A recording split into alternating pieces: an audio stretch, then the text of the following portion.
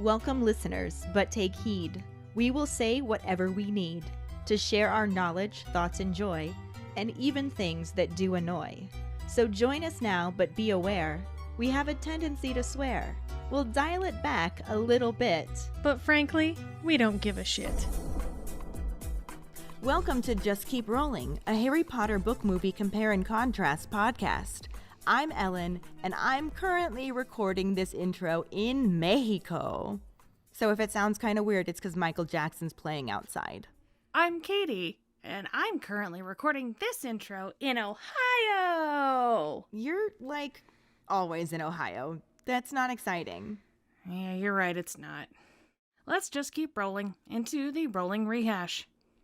Last week, we covered the first half of Chapter 22, The Unexpected Task, and the corresponding film scenes. Parvati and Padma attempting to twin tandem talk isn't as impressive as Fred and George. Hermione seems more shocked by Trash Rita's bullshit articles than she should be. Colin and his brother Dennis fuse together to create the most unnecessary original character since Bem. Somehow, everyone but Ron knew that they needed dress robes this year. McGonagall is the only character to get a pass for added movie dialogue. And Book Harry gets a lot less shade from the ladies of the school than Movie Harry. We blame the horrendously horrid Harry hair. We do. During episode 89, always alliteration, absolutely, our Potter Pondering was, what are your thoughts on the addition of Nigel? Carly said she always thought he was supposed to be Dennis Creevey, but they changed his name. She said, damn, I miss Colin.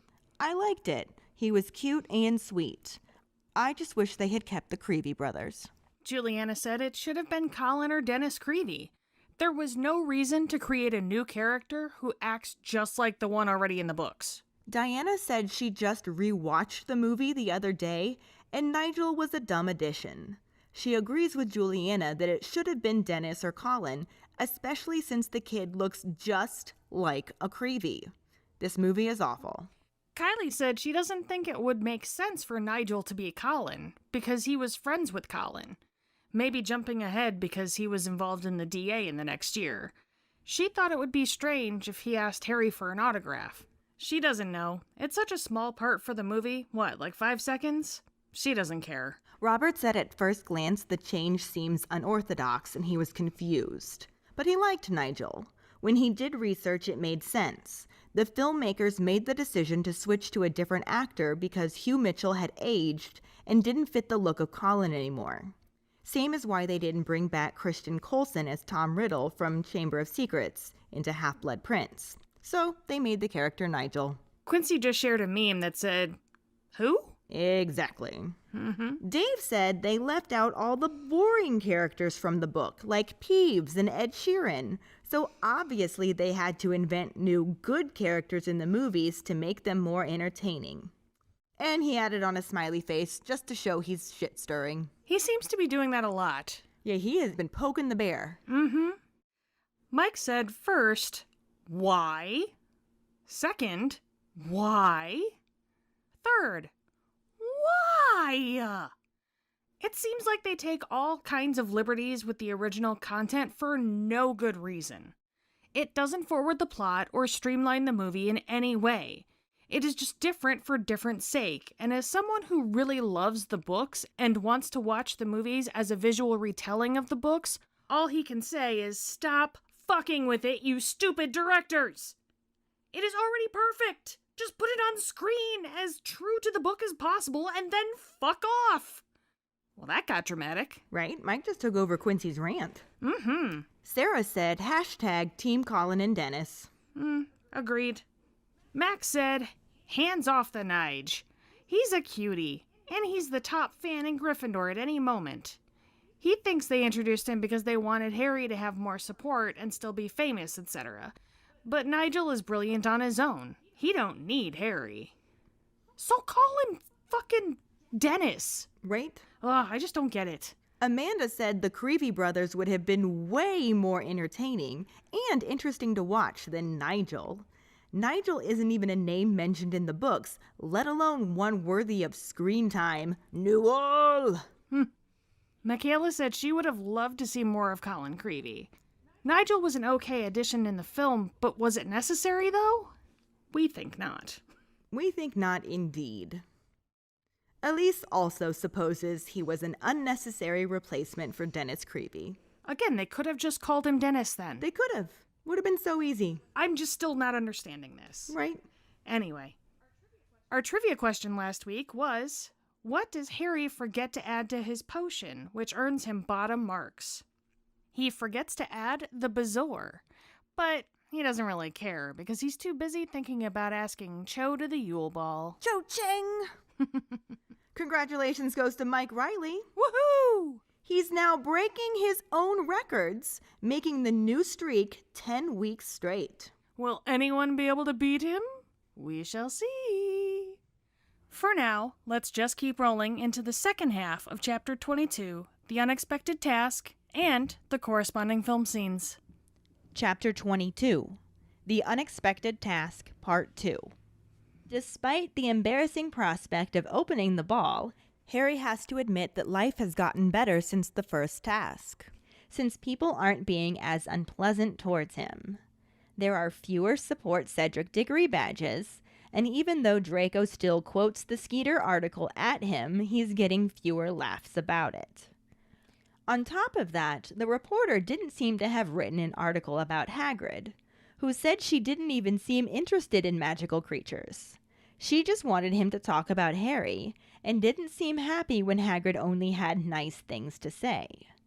Harry and Ron figure that she wants a new angle, since writing that he's a tragic hero is going to get boring, so he was supposed to say that Harry is a mad delinquent. Harry says that Skeeter should have interviewed Snape, quoting his potions master, saying, "Potter has been crossing lines ever since he first arrived at this school." Ron and Hermione laugh as Hagrid points out that Harry might have bent a few rules, but he's really all right. Ron changes the subject to ask Hagrid if he's going to the ball, and he says he figures he will and wonders who Harry is taking. Harry turns red and says no one yet, so Hagrid drops the subject. People become increasingly excited during the last week of the term, with rumors about the Yule Ball flying everywhere. Harry is pretty sure that Dumbledore did not buy 800 barrels of mulled mead from Madame Rosmerta, but it seems to be true that he booked a very famous musical group called the Weird Sisters. Several teachers give up teaching and let them play games instead, though their ghost professor, Binns, drones on, somehow managing to make bloody and vicious goblin riots boring. Professors McGonagall, Snape, and Moody also keep them working to the last second of their classes, with Snape even giving them a test about poison antidotes on the last lesson of the term. Ron complains about this, even though he isn't putting in any extra energy into studying for it, a fact that Hermione gives him a hard time about. When Harry points out that it's Christmas, she turns towards him and tells him that if he doesn't want to learn antidotes, he really should be trying to figure out the egg. Harry insists that he has until February 24th, and when Hermione tries to argue that it could take a while to figure out, Ron tells her that he's earned a bit of a break. They are interrupted by Fred and George, who show up to ask if they can borrow Pigwidgeon. Ron explains that he's off delivering a letter and wonders why they need him. Fred sarcastically says that George wants to invite him to the ball, and George explains that they want to send a letter. Ron asks who they keep writing to, and Fred tells him to nose out, changing the subject to ask if they have dates to the ball yet. Ron says nope, and Fred tells him to hurry up or all the good ones will be gone. Ron asks who he's going with then, and Fred promptly says Angelina, though he hasn't asked her yet. When Ron asks if he has, he says good points and calls across the common room to ask her. She agrees, and Fred turns back to Harry and Ron to say it was a piece of cake. The twins decide to use a school owl and head out.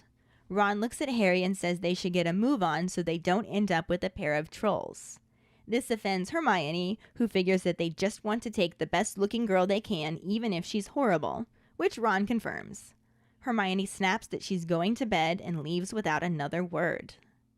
In an effort to impress their visitors from the foreign schools, The Hogwarts staff is going above and beyond with Christmas decorations, with everything from luminous holly berries, hooting golden owls, and suits of armor bewitched to sing Christmas carols, though Peeves does take to hiding inside the armor and making up his own very rude Christmas carols. Harry still hasn't asked Cho to the ball, and Ron decides that they just need to grit their teeth and do it. The boys agree to make sure they both have partners by the time they get back to the common room. Harry sees Cho several times throughout the day, but she's always with about 4 or 5 girls. He has a difficult time concentrating on Snape's potions test and forgets to add a Bezoar, likely receiving bottom marks, but he doesn't even care. When the bell rings, he grabs his bag and finds Cho emerging from Defense Against the Dark Arts. He asks for a word with her, and she follows him away from her friends as they all giggle. Once out of earshot, he manages to say, "Want to go ball with me?" Cho says sorry, and Harry goes red as he repeats his question more clearly. Cho also goes red as she explains that she already said she'd go with someone and apologize. Before he can stop himself, he asks her who it is, and she tells him that she's going with Cedric Diggory. Harry heads back to the Gryffindor Tower, feeling like his insides are filled with lead, and deciding that Cedric is a useless pretty boy who doesn't have enough brains to fill an egg cup.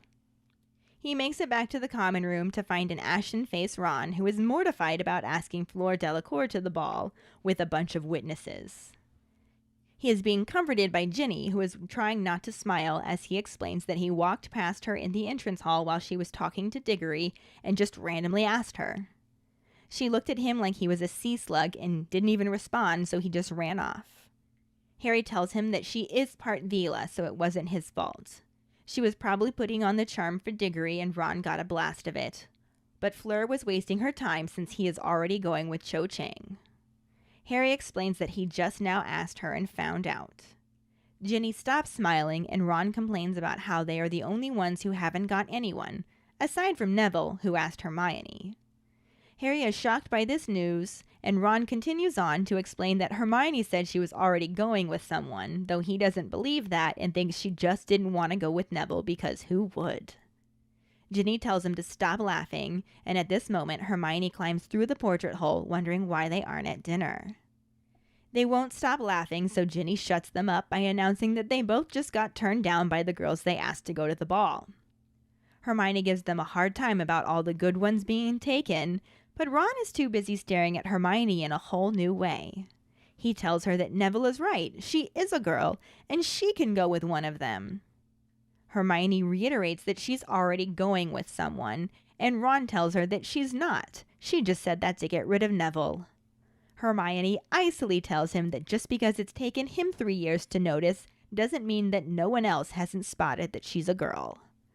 Ron acknowledges that she's a girl and again asks her to go with one of them. She repeats that she's going with someone else and storms off to the girls' dormitories. Ron insists that she's lying, but Ginny sets him straight, though she won't tell them who Hermione is going with.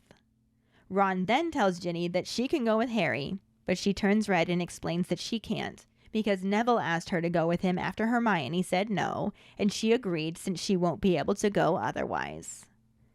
She leaves for dinner, and Ron is completely boggled. He asks Harry what's gotten into them, but Harry is watching as Parvati and Lavender come in through the portrait hole and decides to ask Parvati to go to the ball with him. She giggles, but agrees, and Harry then asks Lavender if she would go with Ron, but she's already going with Seamus. Harry quietly asks if Parvati knows anyone that would go with Ron, and she suggests Hermione, shocked to learn that she already has a date, wondering who. Harry says he has no idea and asks about Ron again. Parvati thinks her sister Padma in Ravenclaw might and says she will ask her. Harry says that would be great and heads back to Ron, feeling the ball is a lot more trouble than it's worth. The movie section starts on Harry and Ron walking through the courtyard. Fleur and a larger group of Beauxbaton girls strut by, and the scene shifts to Hagrid walking through a dark corridor, talking with Madame Maxime. He is telling her about how he takes after his mom, though he didn't know her very well because she left when he was about 3. He mentions that it broke his dad's heart and talks about how he was a tiny little feller, saying that at the age of 6 he could pick him up with one hand and put him on the dresser. He and Madame Maxime laugh and turn to face each other. As their laughter breaks off, she reaches into Hagrid's beard and plucks something out of it that she eats. They look at each other for a moment, and then Hagrid starts walking and talking again, this time about how his father died and he had to make his own way. He ends his story and asks to know about Madame Maxime, and the scene changes again to show Harry, Ron, and Hermione sitting on a rock in front of the lake as Victor Crumb exercises by, followed by a large group of giggling girls. He slows down just enough to give Hermione a look and continues moving past as Hermione clears her throat and turns a page in her book before looking back after him as the giggling girls all shuffle past. With another scene shift, the trio are in the Great Hall for what appears to be study hall, and Ron is whispering about how they are going to end up being the only ones without dates. He laughs and says, well, us and Neville, and Harry jokes back that Neville can take himself. Hermione leans over to tell them that Neville's already got someone, and this makes Ron really depressed. One of the twins tosses a note to Ron telling him that he better get a move on or all the good ones will be taken, and Ron asks who he is going with. In response, he throws a paper wad at Angelina and mimes asking her to the ball. She agrees and he winks at Ron, who then leans towards Hermione and points out that she is a girl. Hermione sarcastically says, well spotted.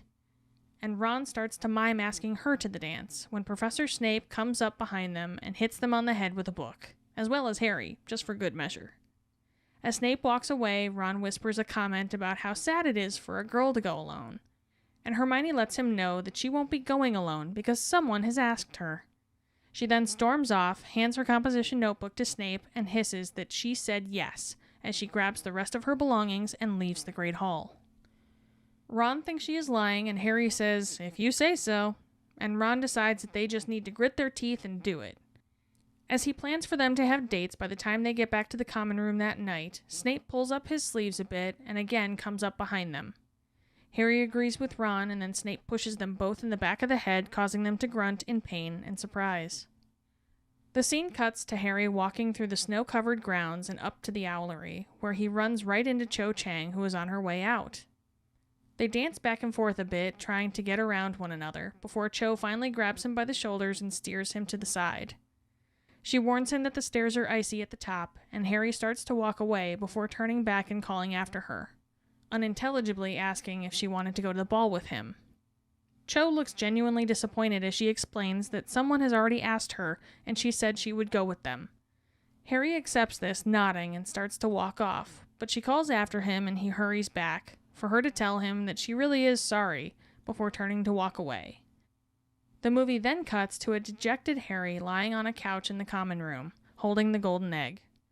He sighs, and then Ron walks in, looking ill. Ginny and another girl are leading him into the room, followed by several other girls. Ginny is telling him that it will be okay and it doesn't matter, and Harry asks what happened. They get him in a chair, and Ginny explains that he just asked out Fleur de la Cour. Harry asks what she said, and Hermione says that she said no, of course. A dazed Ron shakes his head, making Hermione think that Fleur said yes. But Ron tells her not to be silly, and says that there she was, walking by. You know how he likes it when they walk. And it just sort of slipped out. Ginny explains that he actually sort of screamed at her, saying it was a bit frightening, and Harry asks what he did then. Ron tells him that he ran for it, and as he continues to talk about what he did, Parvati and Padma enter the common room together and again say hi to Harry as they walk past him. This gives Harry an idea, and he follows after them, saying, "Hey!" There is an unbelievable amount of corresponding film scenes for this section. I would also say it was unbelievable just how different they all are, too. Yeah. We are picking this part of the movie as Harry and Ron are finishing their devastating walk through the courtyard, where the girls treat them like cockroaches rather than potential dates.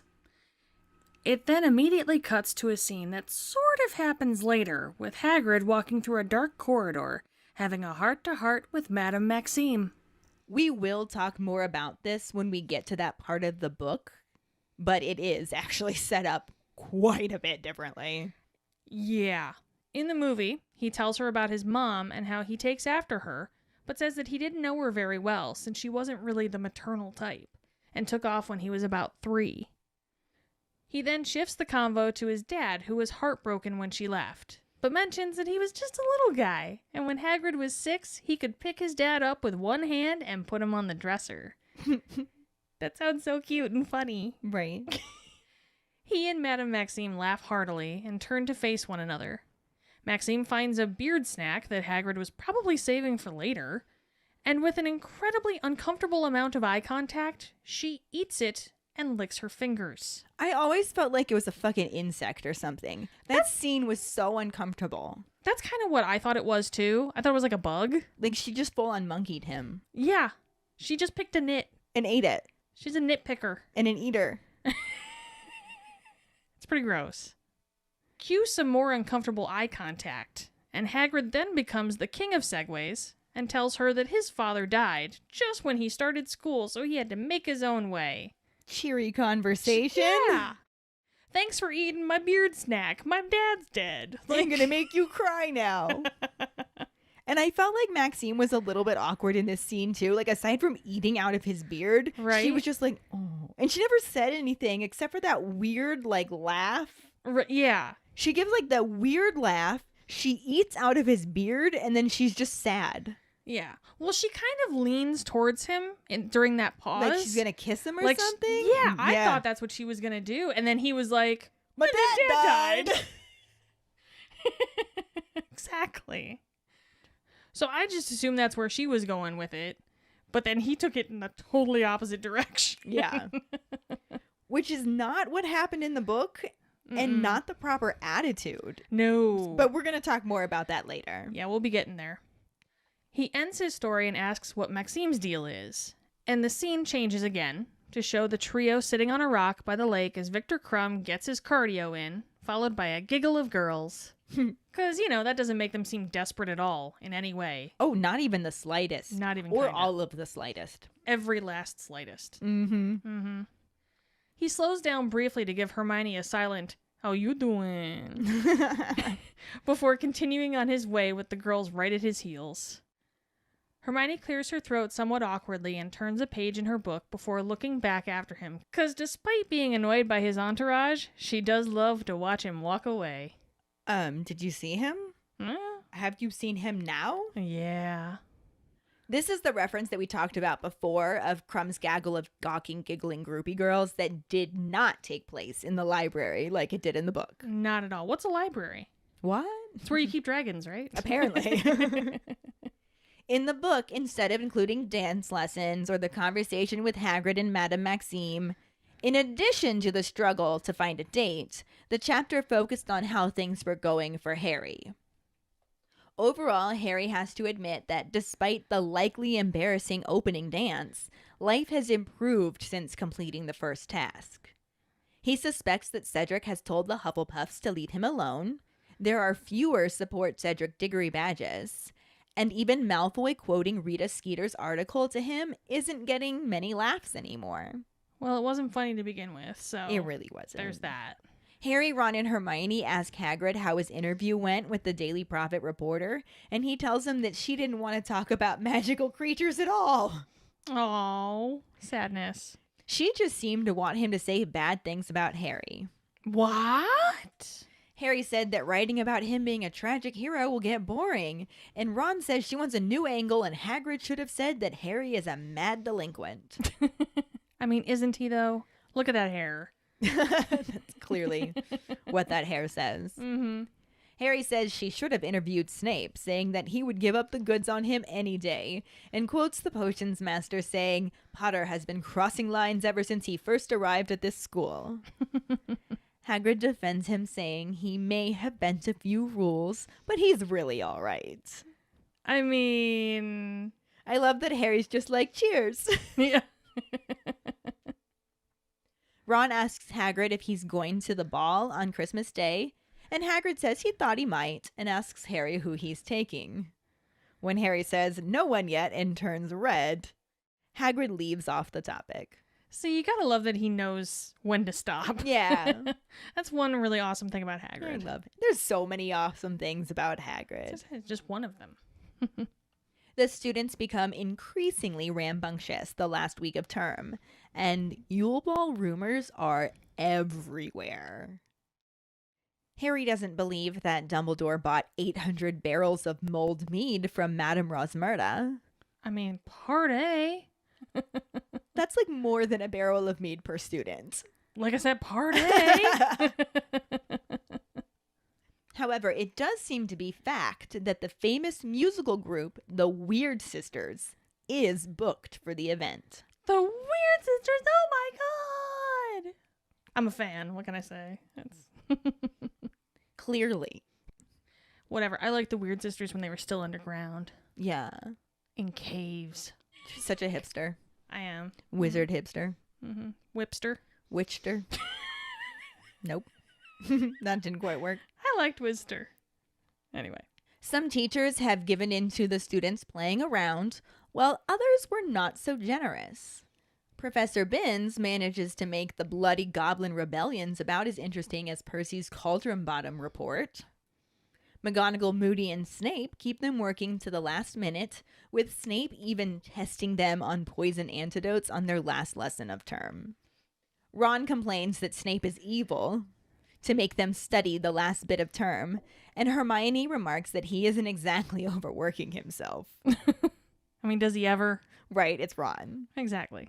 Harry tells her it's Christmas, and she says that she thought if he weren't trying to learn his antidotes, he would at least be trying to work out the egg clue. And Harry's just like, dude, I have until February 24th. That's forever away. It's 3 months.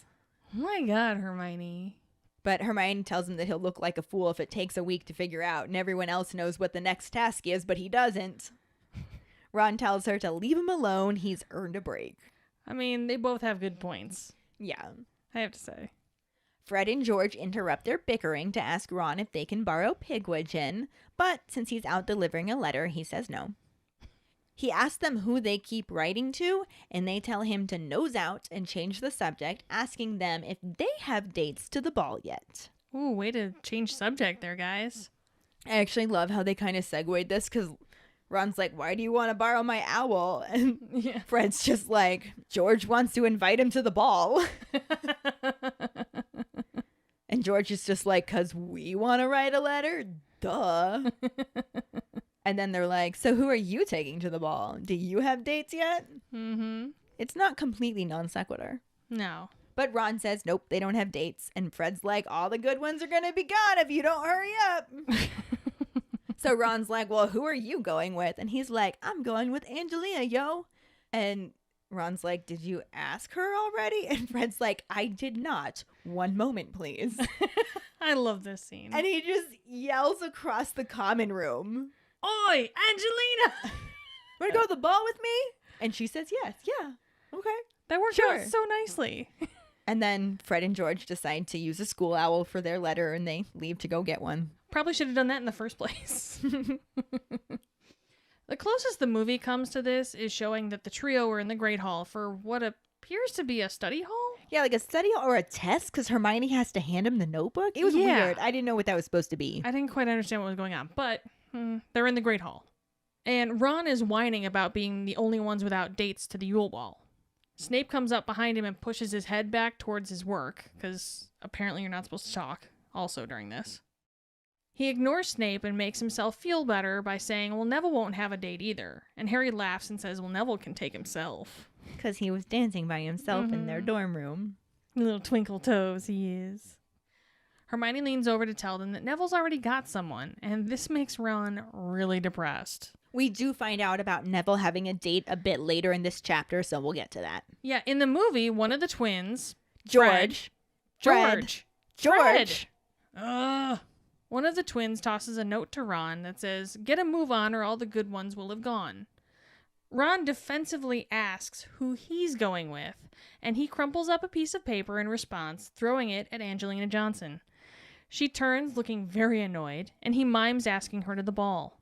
Her anger immediately goes away and she smiles and agrees to go with him, prompting the twin to wink and nod at Ron, who then leans towards Hermione and points out that she's a girl. So similar setup, Slightly different setting and delivery. Yeah. In the book, Ron looks at Harry and says they should probably get a move on to avoid ending up with a pair of trolls, which offends Hermione. Like it does. She asks if they would prefer to go with the best looking girl they can, even if she's absolutely horrible, and Ron says that's about right. So Ron. So Ron. And wrong. That too. Hermione curtly says she's going to bed and heads to the girls' staircase without another word. The movie scene continues on in the study hall type situation, or whatever it was. Hermione congratulates Ron on being observant, and he starts to mime dancing like his brother did when Professor Snape comes up behind them and hits them on the back of the head with a book. As well as Harry, for good measure. Yeah, Harry wasn't even doing anything at that point. He just gets smacked. Actually, Harry was trying to warn Ron that Snape was coming. That's probably why he got smacked. So, yeah. But he still wasn't doing anything. Yeah. As Snape walks away, Ron whispers that it's one thing for a guy to go stag, but for a girl, it's just sad. Which is exactly the right thing to say to make a girl feel special, Ron. So, good job. Yeah, hey, you're a girl. Mm-hmm. You don't want to go to this dance alone. That's pathetic. Why don't you go with me? Yeah, so much better. I feel so special. Hermione rightfully bristles at this comment and lets him know that she won't be going alone because someone has asked her. Bam. We learn this information later in the book chapter 2, though again, different delivery, so we'll talk about it in a bit. This is definitely more of a mic drop moment for Hermione. It is kind of similar to how she curtly goes to bed when the boys are talking about not wanting to go with trolls, but she's more directly offended in the movie scene. Which, like I said, will also happen later in this book chapter as well. But yeah, in the movie she then gets up, hands her notebook to Snape, returns to the table to grab her other books, and hisses that she said yes as she turns to leave. Ron says she's lying, and Harry responds with, "If you say so."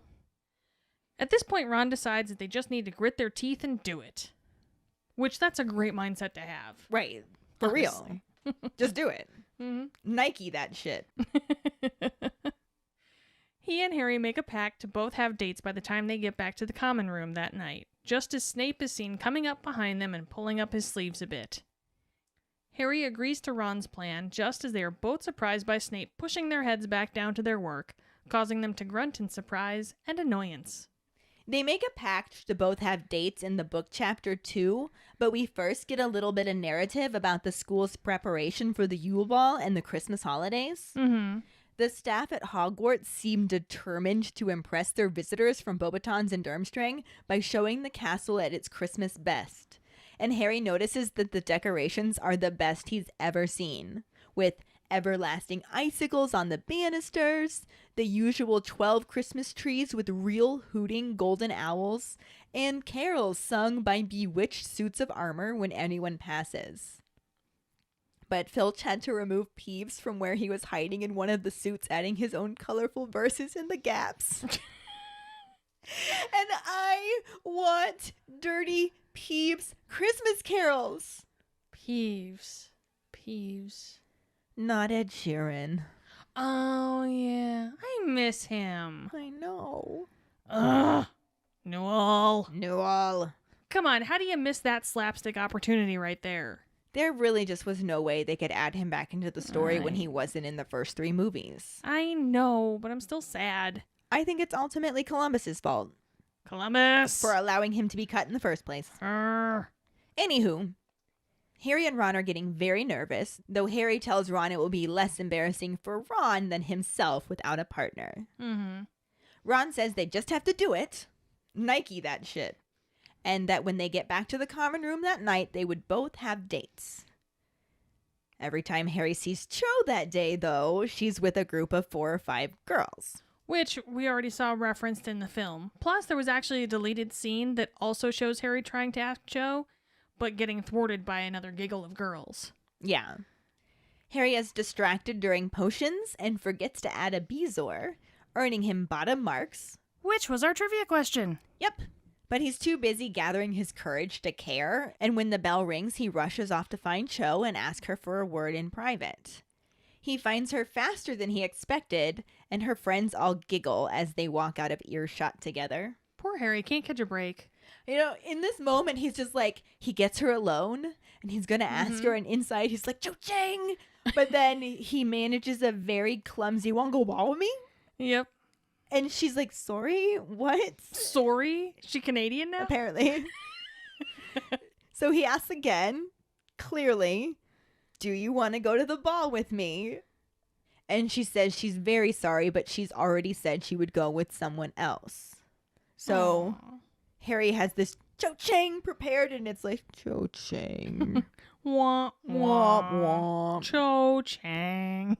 But he says, no problem, and then can't stop himself from asking her who she is going with to learn that it's Cedric. Cedric Diggory. Of course it is. Diggory. Cedric Diggory.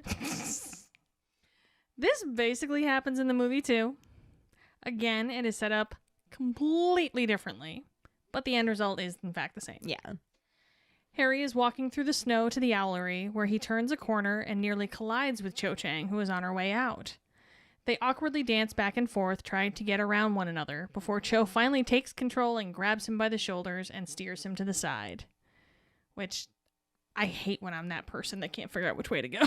So I'm just like, they got to go to a dance. Yeah. Right? She warns him that the stairs are icy, and Harry thanks her and starts to walk away before steeling himself a bit, turning back and calling after her. She turns back to him, and he unintelligibly asks if she wants to go to the ball with him. And she says, what? LOL. What? LOL, what? He repeats himself more clearly, and Cho looks surprised and thrown, but gently explains that she already has a date. Harry is disappointed but accepts this, nodding before he starts to walk off. But she calls after him to genuinely apologize before turning to head back down the stairs. And aside from how and where he manages to get her alone to ask her, the biggest difference is that he does not ask her who she is going with in the movie. Nope. It just cuts to a dejected Harry lying on a couch in the common room, cuddling his golden egg like the niffler he is. Because what could make Harry feel better than gold? Than gold. Exactly. Surprised his firebolt wasn't there right next to him, too. Sighing, he sees a shaken Ron entering the common room, being led by Ginny and several other girls. This is, again, somewhat similar to the book. Somewhat. Where Harry forgets about dinner and heads to the Gryffindor Tower, his insides feeling like lead. Mm-hmm. He was starting to like Cedric, but now decides that he's just a useless pretty boy without the brains to fill an egg cup. Except when he enters the common room, he finds an ashen-faced Ron already there in the corner, though Ginny is there comforting him. Mm-hmm. Harry asks what's going on, and Ginny tells him that Ron asked Fleur Delacour to the ball. Similar in the movie. Ginny is reassuring him that it doesn't matter, but that doesn't really seem to be helping. As they get him into a chair, Harry asks what happened, and Ginny explains that he just asked out Fleur Delacour. Harry and Hermione rush up to Ron, asking what she said, and Hermione said that she said no, of course. A dazed Ron shakes his head, making Hermione think that Fleur actually did say yes. But Ron tells her not to be silly, and says that she was walking by, and they know how much he digs that. You know how I like it when they walk. I hate that line. That line's so terrible. Such a bad line. Ugh. I'm sure they thought that was going to be funny, but it wasn't. It was just awkward. It was just gross. He just made him pathetic. Mm-hmm. Very much.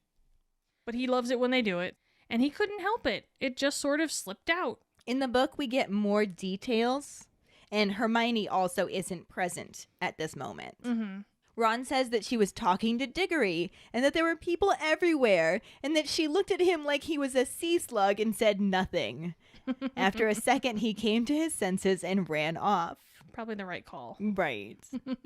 Harry comforts Ron, saying that her grandmother was a Vila, and she was probably turning on the charm for Cedric, which was a waste of time since he's going with Cho Chang. Mm. Ron looks up at him, and he says he just asked her now, and that's how he found out. The movie simplified this. Ginny just explains that he sort of screamed at her, telling them it was actually a bit scary. Harry asks what he did then, and Ron tells him that he ran for it, like any self-respecting giant hormone would. Yeah.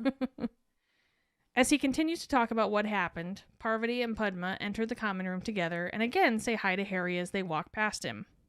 A light bulb flicks on over Harry's head, and he follows, calling after them. And this is where the movie scene ends. The book has just a bit more. It's similar to how the movie did it. And this is where we learn about Neville and Hermione's dates in the book chapter. Ron complains that they're the only ones, besides Neville, who haven't got dates. He tells Harry that Neville asked Hermione, but she said she was already going with someone. And he thinks that it's just because she didn't want to go with Neville, because who would? That's so rude. I know. I'd go with Neville. Right?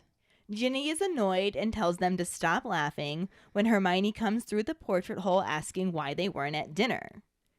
To get the boys to stop laughing, Ginny just says, it's because they were both turned down by the girls they asked to go to the ball. Suck it. Hermione looks at Ron and asks if all the good-looking ones are taken and says she's sure there's someone who will have him.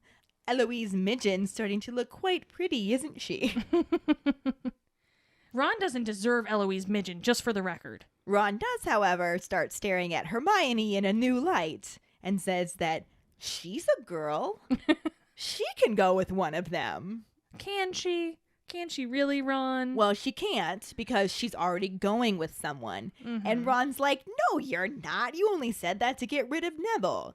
And she's just like, bitch, please. Just because it's taken you 3 years to notice that I'm a girl doesn't mean that other people haven't. And Ron's like, all right. We know you're a girl. Is that good enough? Will you come with one of us now? Hell no. Just really pouring on that charm there. No wonder Fleur laughed.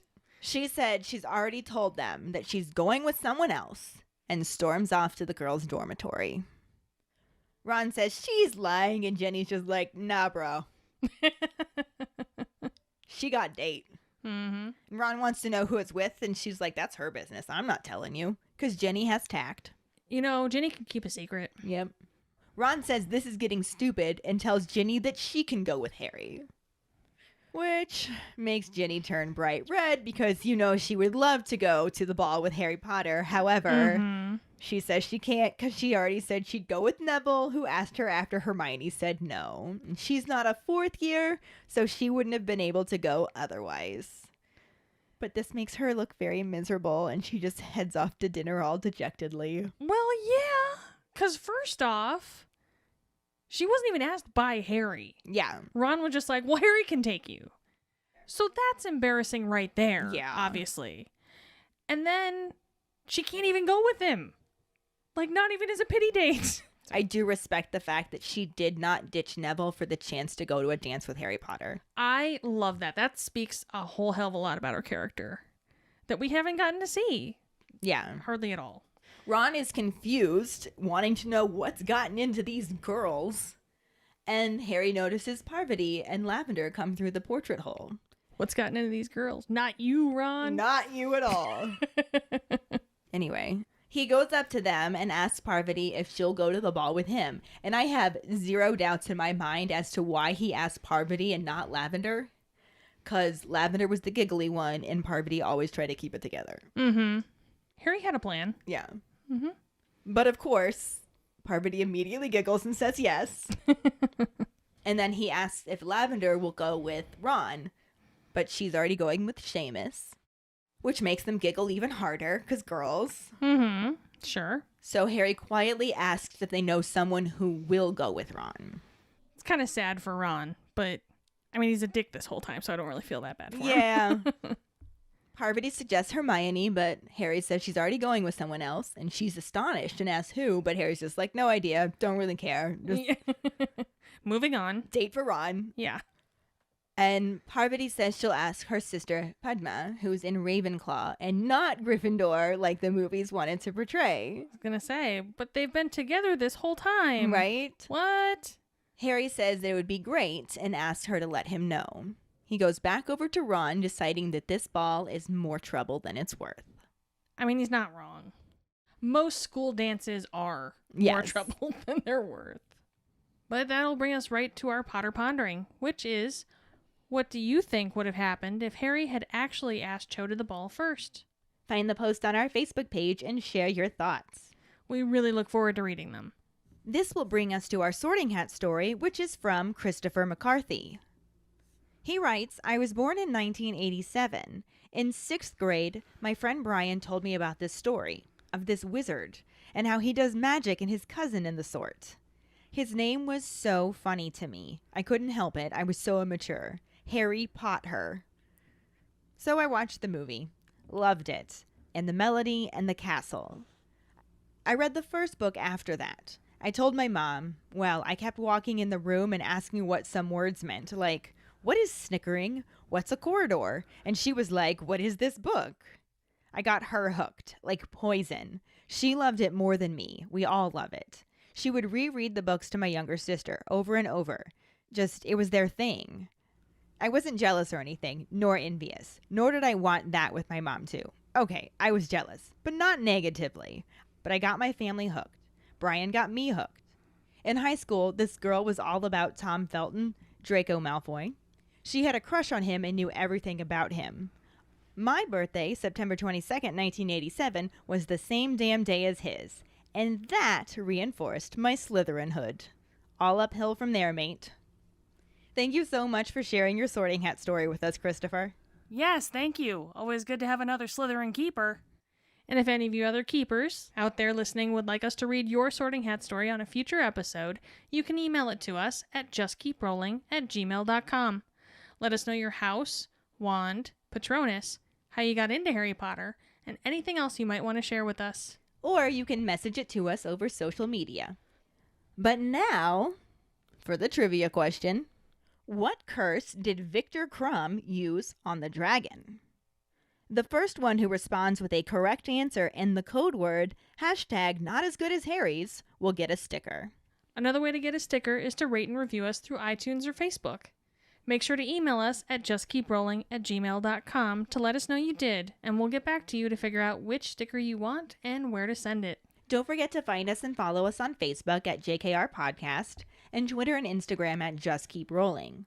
Following us on Podbean at justkeeprolling.podbean.com will get you the episode as early as possible and give you a leg up in answering the trivia question.